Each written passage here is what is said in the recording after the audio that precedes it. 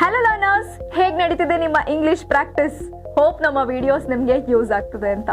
ಎಷ್ಟೋ ಸಲ ನಾವು ಇಂಗ್ಲಿಷಲ್ಲಿ ಮಾತಾಡುವಾಗ ನಮಗೆ ತುಂಬಾ ಕನ್ಫ್ಯೂಸ್ ಮಾಡೋದು ಈ ಹ್ಯಾವ್, ಹ್ಯಾಸ್ ಮತ್ತೆ ಹ್ಯಾಡ್. ಹಾಗಾದ್ರೆ ಇವತ್ತಿನ ಈ ವಿಡಿಯೋಲಿ ಈ ಪ್ರಾಬ್ಲಮ್ಗೆ ಬ್ರೇಕ್ ಹಾಕೋಣ. So welcome to develop ProLearn.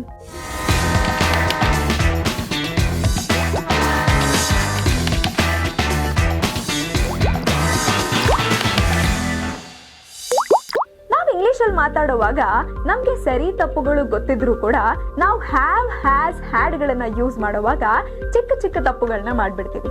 First have ಮತ್ತೆ ಹ್ಯಾಸ್. ಇಲ್ಲಿ ನೀವು ನೆನ್ಪಿಡ್ಬೇಕಿರೋದು ಈ ಹ್ಯಾವ್ ಮತ್ತೆ ಹ್ಯಾಸ್ ಗಳು ಈಗ ಅನ್ನೋದನ್ನ ಸೂಚಿಸುತ್ತೆ, ಅಂದ್ರೆ ಪ್ರೆಸೆಂಟ್ ಅಲ್ಲಿ ಇರುವಂತದ್ದು.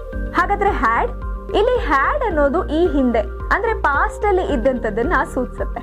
ಹಾಗಾದ್ರೆ ಈ ಹ್ಯಾವ್ ಅನ್ನ ಎಲ್ಲಿ ಯೂಸ್ ಮಾಡ್ಬೇಕು? ತುಂಬಾ ಸಿಂಪಲ್ ನೋಡಿ. ಎಲ್ಲಿ ಐ, ವಿ, ಯು, ದೇ ಇವುಗಳನ್ನ ಯೂಸ್ ಮಾಡ್ತೀವಿ ಅಲ್ಲಿ ನಾವು ಈ ಹ್ಯಾವ್ ಅನ್ನ ಯೂಸ್ ಮಾಡಬೇಕು. For example, I have a pen, I don't have a phone. ಹಾಗಾದ್ರೆ ಈ ಹ್ಯಾವ್ ಎಲ್ಲಿ ಯೂಸ್ ಮಾಡಬಾರ್ದು? ಎಲ್ಲಿ ಹಿ, ಶಿ, ಇಟ್ ಬರುತ್ತೆ ಅಲ್ಲಿ ನಾವು ಈ ಹ್ಯಾವ್ ಅನ್ನ ಯೂಸ್ ಮಾಡೋಕ್ಕಾಗಲ್ಲ. ಸೊ ಇಲ್ಲಿ ನಾವು ಹ್ಯಾಸ್ ಅನ್ನ ಯೂಸ್ ಮಾಡಬೇಕು. For example, she has many friends, he has paid all the bill. ಹಾಗಾದ್ರೆ ಈ ಹ್ಯಾಡ್ ನ ಎಲ್ಲಿ ಯೂಸ್ ಮಾಡಬೇಕು? ನೀವು ಈ I, we, you, they, he, she, it ಎಲ್ಲಿ ಬರುತ್ತೋ ಅಲ್ಲೆಲ್ಲ ಹ್ಯಾಡ್ ಅನ್ನ ಯೂಸ್ ಮಾಡಬಹುದು. For example, she had a choice, I wish we had never come here.